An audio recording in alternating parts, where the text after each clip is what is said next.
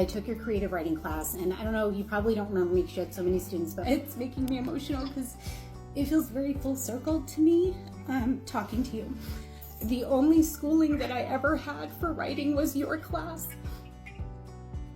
You made me love writing. You were so encouraging. That was the only class that I liked.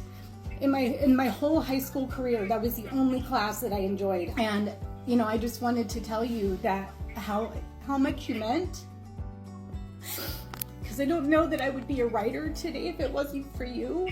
Mr. Tim House was my creative writing teacher in high school. I want to say I took his class for 3 years. It was my favorite class. He was just very encouraging. He always made the classes really fun. I never forgot about Mr. House. Like, I always thought about him, but it didn't occur to me to reach out to him until I became an author.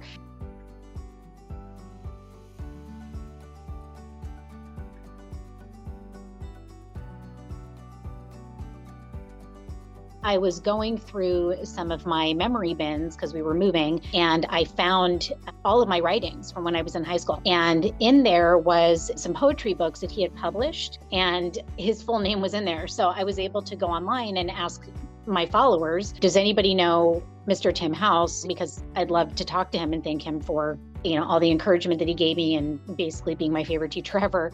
And the internet found him. Like within 2 hours, the internet found him. It was an interesting process because I got a text from the last principal I worked for before I retired. And he said, there's a former student of yours who wants to get in touch with you. Can I give her your number? And I said, okay. And then I got a phone call, and it turned out to be a friend of mine who was also another retired teacher whose daughter was a fan of Abby's. She got in touch with her dad got in touch with the principal, and the principal got in touch with me, and then Abby called me. You're gonna make me cry too. That's the kind of thing that makes you feel like being a teacher was a worthwhile profession. You can inspire people to go on to bigger and better things.